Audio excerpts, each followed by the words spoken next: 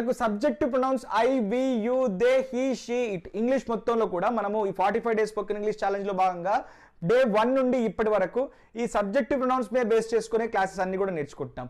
అయితే ఈ ఇంగ్లీష్లో 7 సబ్జెక్టివ్ ప్రొనౌన్స్ ఉన్నాయి కదా, ఇప్పుడు మనం ఏం చేయాలి అని అంటే ఈ first 4 subjective pronouns I, we, you, they ఉన్నప్పుడు హ్యావ్ టు వస్తుంది.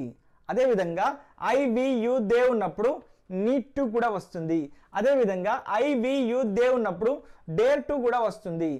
హీ, షీ, ఇట్ ఉన్నప్పుడు ఈ హ్యావ్ టుకి సెకండ్ ఫామ్ అయినటువంటి హ్యాస్ టు వస్తుంది.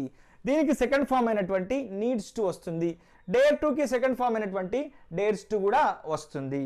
సో ఇప్పుడు మీరు ఏం చేయాలి అని అంటే మీరు దీని మీనింగ్స్ ఏంటో తెలుసుకోవాలి. హ్యావ్ టు, హ్యాస్ టు అంటే ఆల్రెడీ మనకు తెలుసు, చేయాల్సి ఉంది, ఏదైనా ఒక పని బాధ్యతగా రెస్పాన్సిబిలిటీతో చేయాల్సి ఉంది. నీడ్ టు, నీడ్స్ టు అంటే ఏదైనా ఒక పని, నీడ్ అంటేనే మనకు తెలుసు, నీడ్ అంటేనే అవసరం అని దాని అర్థం. సో ఏదైనా ఒక పని చేయాల్సిన అవసరం ఉంది. డేర్ టు, డేర్స్ టు అంటే కూడా మనకు తెలుసు. డేర్ టు, డేర్స్ టు అంటే ఏంటి, ఏదైనా ఒక పని ధైర్యంగా చేస్తాను అని చెప్పినప్పుడు, మన ధైర్యాన్ని గురించి చెప్పినప్పుడు మనం డేర్గా చేస్తానని చెప్పినప్పుడు మనం డేర్ టు, డేర్స్ టుతో చెప్తుంటాం. కానీ ఏదైనా ఒక పనిని నేను నైతిక బాధ్యతతో చేస్తాను, నా కనీస బాధ్యతగా, మనిషిగా, ఒక దేశ పౌరుడిగా నేను బాధ్యతతో చేస్తానని చెప్పినప్పుడు మనము ఆట్ టు ఉపయోగిస్తాము. ఈ subject pronouns I, we, you, they, he, she it అన్నిటికీ కూడా మీరు బుక్లో చూడండి 170 పేజ్లో ఉంటుంది దీని స్ట్రక్చరు. దీని పాజిటివ్ అండ్ నెగిటివ్ కాంట్రాక్షన్స్ అన్నీ కూడా మన బుక్లో వశిష్ట 360 బుక్లో ఉంటుంది, చూడండి ఒకసారి. అన్నింటికి కలిపి ఆట్ టు ఒకటే ఉంటుంది, కానీ ఆట్స్ టు అని ఇంకోటి ఉండదు, అందుకే దీన్ని సపరేట్గా రాయడం జరిగింది.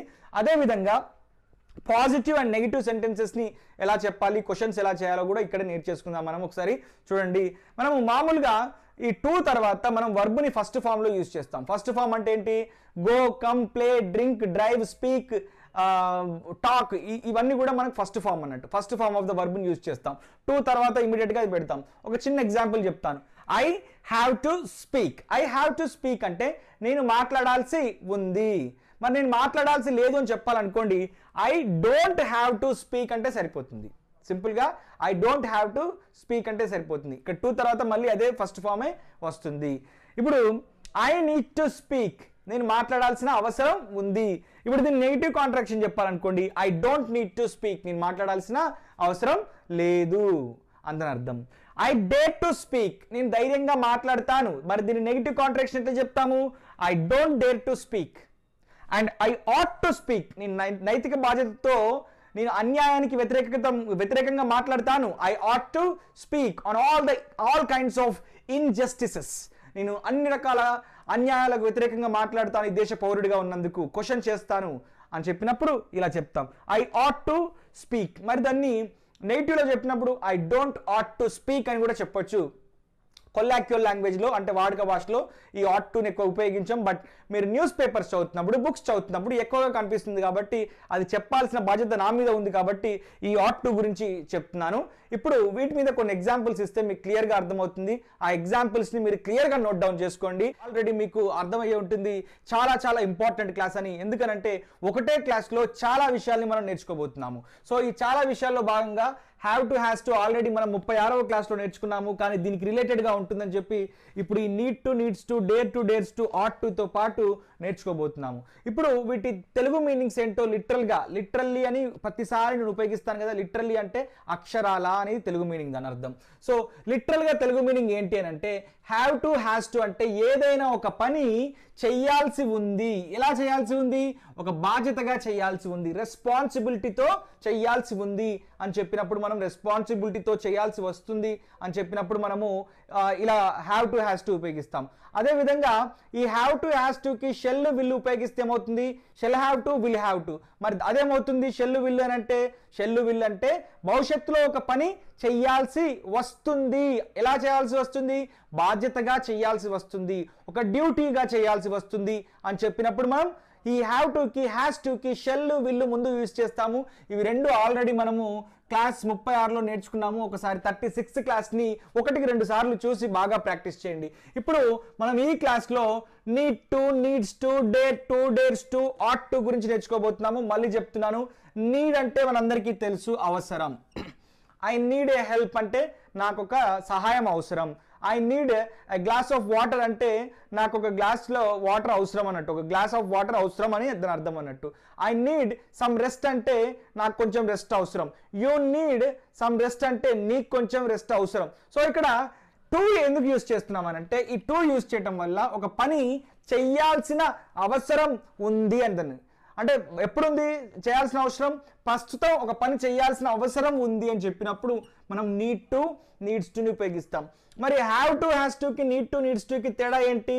ఇదేమో బాధ్యతగా చేయాల్సి వచ్చినప్పుడు, ఇదేమో నెసెసిటీతో ఒక అవసరంగా చేయాల్సి వచ్చినప్పుడు. మరి ఆల్టర్నేట్గా స్పోకెన్ ఇంగ్లీష్లో యూజ్ చేస్తే ఏమైనా అవుతుందా? For example I have to speak in English అనే బదులు I need to speak in English అంటే ఎవరైనా ఏమైనా కొడతారా? ఎవరు కొట్టరు. Take it for granted, you can use anything. But మీకు తెలియాలి కాబట్టి ఆ సటిల్ న్యూయాన్స్ని మీకు ఇక్కడ ఎక్స్ప్లెయిన్ చేస్తున్నాను. Have Tuki need Tuki has Tuki needs Tuki మధ్యన తేడా ఏంటి అని అంటే ఐ వి యూ దే వచ్చినప్పుడు have to, he she it వచ్చినప్పుడు హ్యాస్ టు, అది మనకు తెలుసు మౌలికంగా.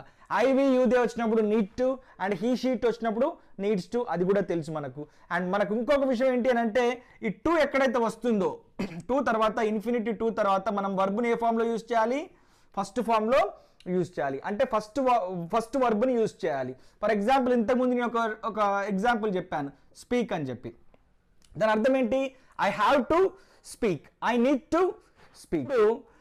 డేర్ టు డేర్స్ టు గురించి చెప్తాను. ఏదైనా ఒక పనిని ధైర్యంగా చేస్తాను, ఎలాంటి భయం లేకుండా బెరుకు లేకుండా ధైర్యంగా చేస్తాను అని చెప్పినప్పుడు, బ్రేవ్నెస్ అండ్ బోల్డ్నెస్ గురించి చెప్తున్నప్పుడు, ఒక పర్సన్ యొక్క బ్రేవ్నెస్ అండ్ బోల్డ్నెస్ గురించి చెప్తున్నప్పుడు అప్పుడు మనము ఈ డేర్ టు డేర్స్ టుని ఉపయోగిస్తాం.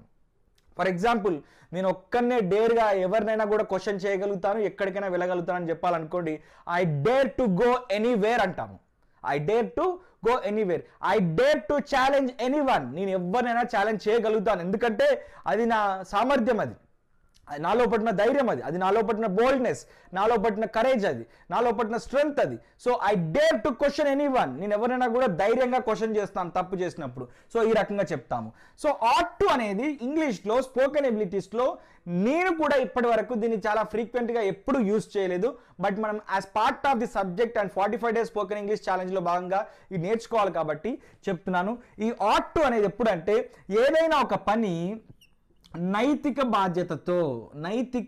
బాధ్యతగా చేయాలి. ఫర్ ఎగ్జాంపుల్ మీకు రోడ్డు మీద వెళ్తుంటే ఒక ఇండియన్ నేషనల్ ఫ్లాగ్ రోడ్డు మీద కనిపించింది. ఇప్పుడు మీరు ఏం చేస్తారు? నాకెందుకు నేను వెళ్ళిపోతారా? ఇమీడియట్గా దాన్ని తీసుకొని జేబులో పెట్టుకొని ఎక్కడైనా భద్రపరుస్తారా? మీకు ఒక ఫ్లాగ్ ఎగురుతూ కనిపిస్తుంది, అప్పుడు మీరు ఏం చేస్తారు? ఇమీడియట్గా సెల్యూట్ చేస్తుంటారు. ఈ దేశ పౌరుడిగా ఉన్నందుకు మీరు ఏం చేయాలి? మీరు ట్రాఫిక్ సిగ్నల్ కనబడితే ట్రాఫిక్ సిగ్నల్ దగ్గర ఆగాలి, ఎందుకంటే అదొక మన నైతిక బాధ్యత. మీరు ఈ దేశంలోని చట్టాలని గౌరవించాల్సి ఉంటుంది, అది మన నైతిక బాధ్యత. ఆడవారిని గౌరవించాల్సి ఉంటుంది, అది మన నైతిక బాధ్యత. ఎవరు చెప్పాల్సిన అవసరం ఉండదు ఇలాంటి వాటికి. మనకు చిన్నప్పటి నుండే కొన్ని నైతిక బాధ్యతలను నేర్పిస్తుంటారు. వాటిని ఏమంటారంటే moral duties, moral responsibilities, moral obligations. అంటే దాని నుండి మనం తప్పించుకోవడానికి లేదు. ఇంకా ఖచ్చితంగా ఒక మనిషిగా, సంఘజీవిగా మనము ఈ సమాజంలో బతుకుతున్నందుకు ఈ మోరల్ డ్యూటీస్ని మనం ఖచ్చితంగా ఫుల్ఫిల్ చేయాల్సి ఉంటుంది.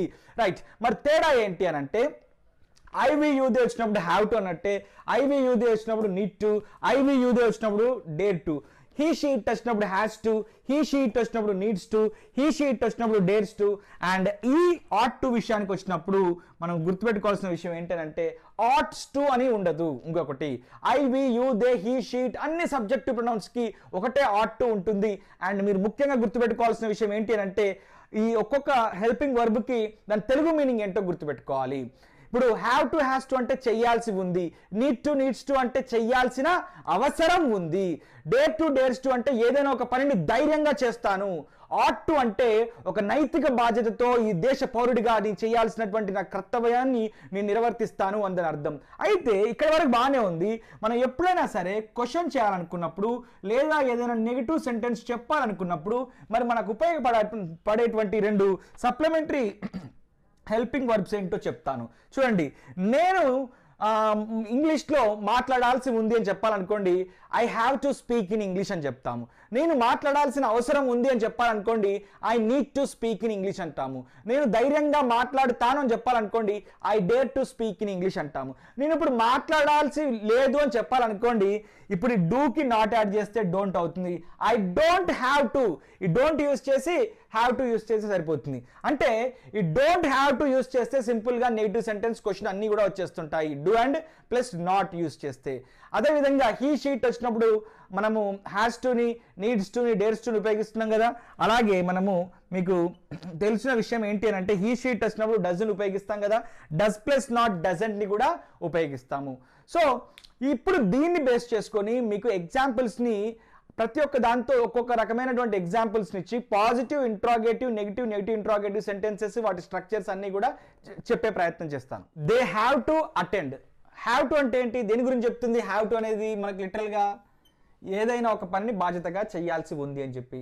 ఒక ఎగ్జామ్ ఉంది, విద్యార్థులు ఉన్నారు, వారు బాధ్యతగా అటెండ్ అవ్వాల్సి ఉంది అని చెప్పాలనుకోండి వారు హాజరు అవ్వాల్సి ఉంది, దే హ్యావ్ టు అటెండ్ అని చెప్తుంటాము.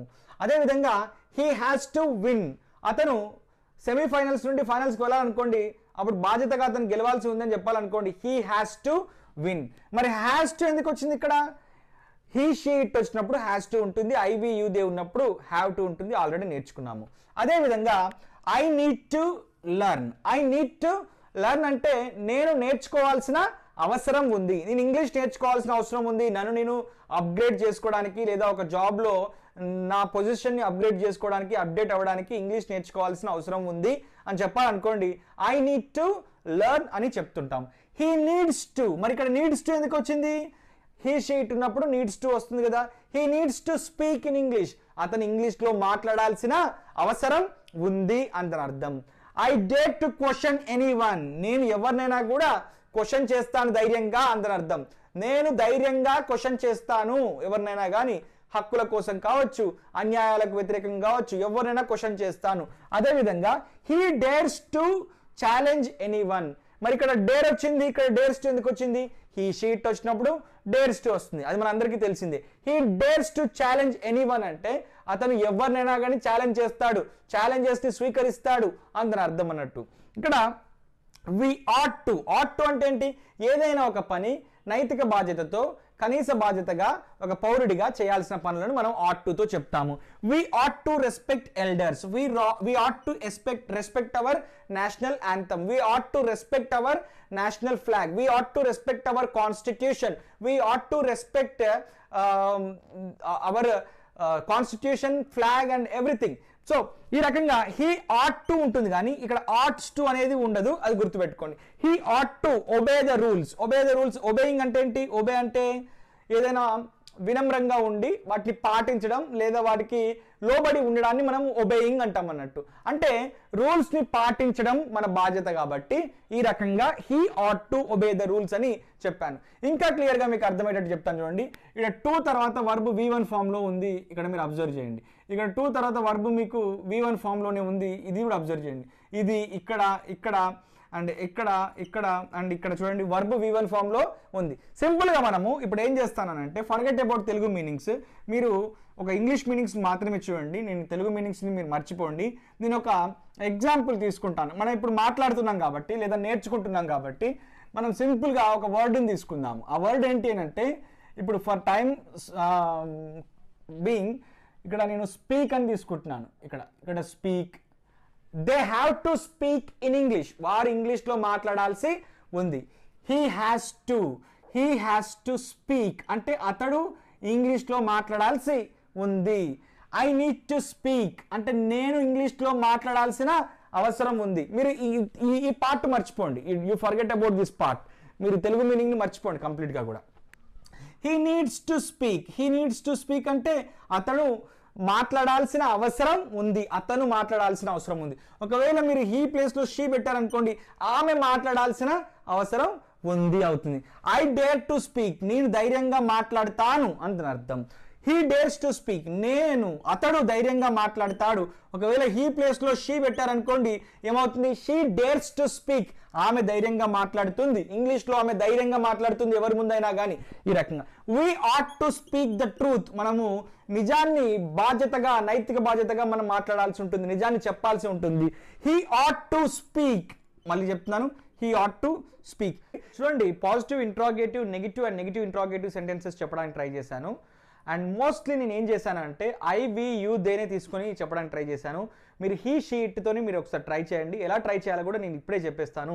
రైట్, ఇక్కడ చూడండి, వీ హ్యావ్ టు గో, ఒక ఇంపార్టెంట్ మీటింగ్ ఉంది, అక్కడికి వెళ్ళాల్సిన బాధ్యత మనకు ఉంది కాబట్టి వీ హ్యావ్ టు గో అని చెప్తున్నాము. మరి దీన్ని క్వశ్చన్ చేయాలంటే ఏం చేయాలి? ఫస్ట్లోనే మీకు ద వెరీ బేసిక్ పాయింట్ ఏం చెప్పాను అని అంటే, మనము డూ అనే సప్లిమెంటరీ వర్డ్ని తీసుకుంటాము, హెల్పింగ్ వర్బ్ని తీసుకుంటామని చెప్పాను.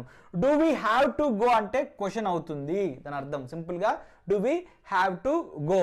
ఎలా అంటే, for example I, we, you, they అని ఉంది కదా, దీనికి కామన్గా వచ్చే హెల్పింగ్ వర్బ్ ఏంటి? హ్యావ్ టు కదా. సో మనం ఇక్కడ క్వశ్చన్ చేయాలంటే ఏం తీసుకుంటున్నాం? డూని తీసుకుంటున్నాం. Do I have to go, do we have to go, do you have to go, do they have to go. So ఈ రకంగా మనం సప్లిమెంటరీ హెల్పింగ్ వర్బ్ని తీసుకొని మనము ఈ రకంగా క్వశ్చన్స్ అడగొచ్చు అన్నట్టు. అండ్ నెక్స్ట్ ఒక పాయింట్ చెప్తాను. ఈ పాయింట్ మీకు కనుక అర్థమవుతే, ఇది not just for have to but also for need to, and it is also for dare to, and it is also for ought to కూడా. ఇవన్నిటికీ కూడా ఇదే కామన్ ప్యాటర్న్ని మనం ఫాలో అవ్వాల్సి ఉంటుంది. చాలా సింపుల్, లాజిక్ అర్థం చేసుకుంటే సరిపోతుంది. ఇప్పుడు దీన్ని నెగిటివ్ సెంటెన్స్లో చెప్పాలనంటే, ఈ డూకి సింపుల్గా నాట్ యాడ్ చేస్తే సరిపోతుంది. ఏమవుతుంది?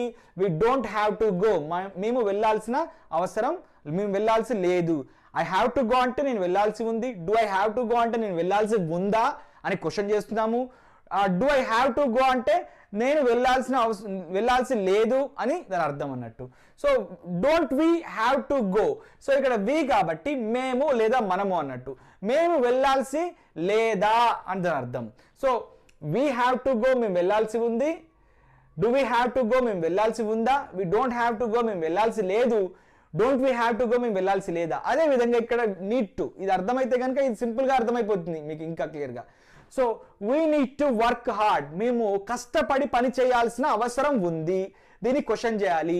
ఏం చేస్తాం? సింపుల్గా ఇక్కడ చెప్పిన లాజిక్ ప్రకారము డూ వీ నీడ్ టు అని వస్తుంది అన్నట్టు. So do we need to work hard, లేదు పని చేయాల్సిన అవసరం లేదు అని చెప్పాలనుకోండి, we don't need to work hard. పని చేయాల్సిన అవసరం లేదా అని చెప్పి మళ్ళీ క్వశ్చన్ చేయాలనుకోండి, don't we need to work hard. అదే విధంగా డే టు ఉంది.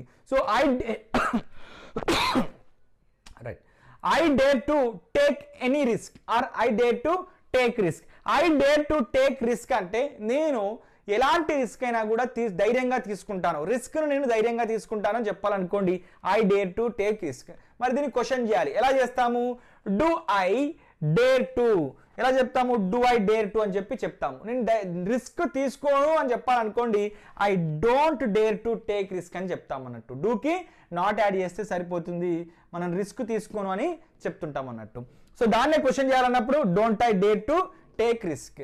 అదేవిధంగా they ought to help the poor, పేద ప్రజలకు సహాయం చేయటం అనేది డబ్బున్న వాళ్లకు ఒక నైతిక బాధ్యత లాంటిది. ఎందుకనంటే ఈ దేశం మనదైనప్పుడు మనము అందరం కూడా సుభిక్షంగా బాగా ఉండాలి అని అంటే అందరూ సంతోషంగా ఉన్నప్పుడే మనం కూడా సంతోషంగా ఉంటాం. కానీ ఒకరు ఆకలితో అలమటిస్తూ పేదరికంలో మగ్గిపోతున్నప్పుడు మనము బాగా సుఖ సౌఖ్యాల్ని బాగా అనుభవిస్తున్నప్పుడు, భోగభాగ్యాల్ని మనం అనుభవిస్తే మనం సంతోషంగా ఉండం. మన నైతిక బాధ్యత ఈ దేశంలో కూడా భారతీయులంతా నా సహోదరులు అని చెప్పినప్పుడు మనం అందరికీ కూడా సహాయం చేయాల్సి ఉంటుంది. కాబట్టి వారు పేద ప్రజలకు సహాయం చేయాల్సిన అవసరం ఉంది అని చెప్పాలనుకోండి, అప్పుడు బాధ్యతగా చేయాలని చెప్పాలనుకోండి, they ought to help the poor. Question చేయాలంటే do they ought to help the poor. మరి దీని సెంటెన్స్, నెగిటివ్ సెంటెన్స్ చెప్పాలంటే డూకి నాట్ యాడ్ చేస్తే సరిపోతుంది. They don't at to help the poor, don't they ought to help the poor. And ఇక్కడే మీకు ఒక confusion వస్తుంది. ఇక్కడ ఈ వి ప్లేస్లో హీ పెడితే ఏమవుతుంది? ఇక్కడ అప్పుడు హ్యాజ్ అవుతుంది. ఇక్కడ ఎందుకు? హీ షీట్ వచ్చినప్పుడు హ్యాజ్ కదా, మరి హీ హ్యాస్ టు గో. అప్పుడు ఇక్కడ ఏమవుతుంది? సింపుల్గా డస్ వస్తుంది ఇక్కడ. అప్పుడు ఇక్కడ హీ వస్తుంది, అప్పుడు ఇక్కడ హ్యాజ్ వస్తుంది. డస్ హీ, ఇక్కడ హ్యావ్ వస్తుంది ఎందుకంటే ఆల్రెడీ మనం డస్ యూజ్ చేస్తున్నాం కాబట్టి does he have to go. And we don't, ఇక్కడ మళ్ళీ హీ తీసుకుందాం, ఇక్కడ డజంట్ వస్తుంది, డజంట్ వస్తుంది, doesn't, he doesn't have to go, and ఇక్కడ డజంట్ వస్తుంది, ఇక్కడ కూడా హీ వస్తుంది. రైట్, ఈ ఎగ్జాంపుల్నే చూసుకుందాం. హీ హ్యాస్ టు గో అంటే అతను వెళ్ళాల్సి ఉంది. మరి ఇప్పుడు క్వశ్చన్ చేయాలనుకోండి ఏమవుతుంది, మనకు బాగా తెలుసు కదా, ఇక్కడ హీ, షీ, ఇట్ ఉన్నప్పుడు మనము డజ్ను తీసుకోవాలి సప్లిమెంటరీగా. మనం ఇక్కడ హ్యాస్ టు కదా, ఇది ఆల్రెడీ డజ్ సెకండ్ ఫామ్లో ఉంది కాబట్టి క్వశ్చన్ చేసినప్పుడు ఈ హ్యాస్ టు ఏమవుతుంది అంటే హ్యావ్ టు కింద మారిపోతుంది. అదేవిధంగా నీడ్ టు ఏమవుతుంది అంటే నీడ్స్ టు కింద మారిపోతుంది. డేర్ టు ఏమవుతుందంటే డేర్స్ టు కింద మారిపోతుంది. అందుకే ఇక్కడ చూడండి, హీ హ్యాస్ టు అనే ఈ హ్యాస్ టు అనే ఎగ్జాంపుల్ ఇక్కడికి వచ్చే వరకు హ్యావ్ టు అయింది. ఎందుకు హ్యావ్ టు అయింది మీరు కన్ఫ్యూజ్ అవుతారనే చెప్తున్నాను. ఇది ఎందుకు, ఆల్రెడీ డజ్ వచ్చింది, ఇది already V2 form of the verb, SRES form of the verb, కాబట్టి హ్యావ్ టు అని యూజ్ చేయాలి. మళ్ళీ మీరు డజ్ హ్యాస్ టు అని చెప్తే తప్పు అవుతుంది. So he has to go, does he have to go అని చెప్పాలి కానీ does he has to go అని చెప్పొద్దు. So he doesn't have to go, doesn't he have to go అంటే అతను వెళ్ళాల్సి ఉంది, అతను వెళ్ళాల్సి ఉందా, అతను వెళ్ళాల్సి లేదు, అతను వెళ్ళాల్సి లేదా అని దాని అర్థం. అదేవిధంగా నీడ్ టు తో తీసుకున్నారనుకోండి, ఇప్పుడు ఇక్కడ హీ పెట్టాం, he needs to work hard, అతను కష్టపడి పని చేయాల్సిన అవసరం ఉంది.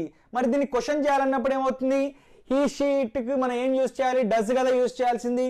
మరి ఇక్కడ ఏమవుతుంది అప్పుడు ఇమీడియట్గా ఇక్కడ డస్ వస్తుంది, మరి ఇక్కడ ఏమొస్తుంది హీనే ఉంటుంది.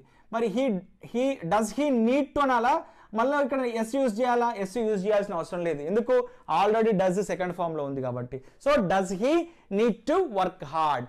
అదేవిధంగా మీరు ఈ రెండు పాయింట్లని కూడా అంటే నెగిటివ్ సెంటెన్స్, నెగిటివ్ ఇంట్రాగేటివ్ సెంటెన్స్లో కూడా ఎలా చేస్తారు, ఇక్కడ he doesn't need to, doesn't he need to అని చెప్పాల్సి ఉంటుంది. Hope you understand well. All the best.